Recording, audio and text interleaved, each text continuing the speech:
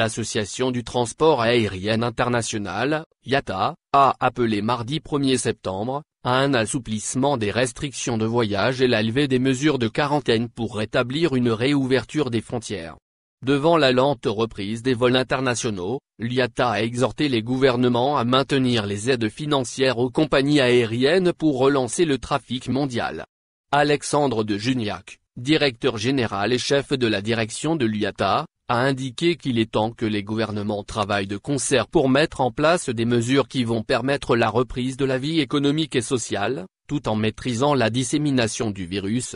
L'Association du transport aérien international appelle les gouvernements à collaborer afin de trouver de toute urgence des moyens de rétablir la connectivité mondiale en ouvrant les frontières et en maintenant les mesures d'aide pour soutenir les compagnies aériennes face à la crise sanitaire liée à la Covid-19.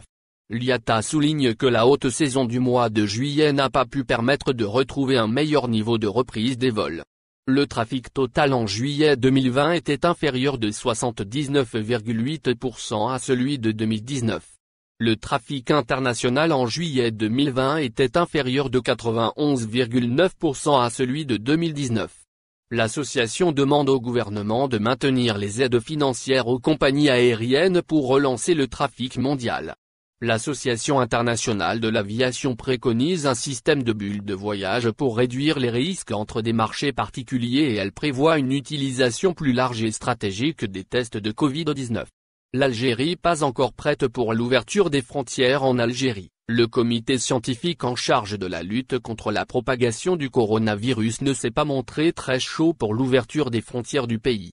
S'exprimant sur le sujet ce mercredi 2 septembre, Mohamed Bekat Berkani, membre de ce comité, a laissé entendre que le moment n'est pas encore venu pour cette mesure. Le docteur Mohamed Bekat Berkani rappelle qu'en Algérie, les premières contaminations au coronavirus ont été des cas importés.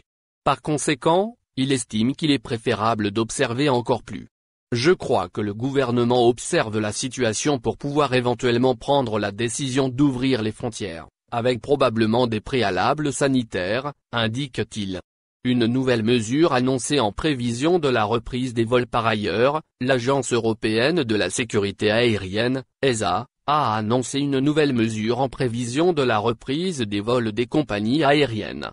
L'ESA s'est alignée sur l'article 11 du décret 2020-860 du 11 juillet 2020 du gouvernement français. Cet article de loi indique que seuls les masques chirurgicaux à usage unique sont autorisés à bord des avions. Pour l'Agence européenne de la sécurité aérienne, seuls les masques chirurgicaux FFP1 ou de type FFP2 ou FFP3 doivent être portés à bord de nos avions par les passagers de plus de 11 ans.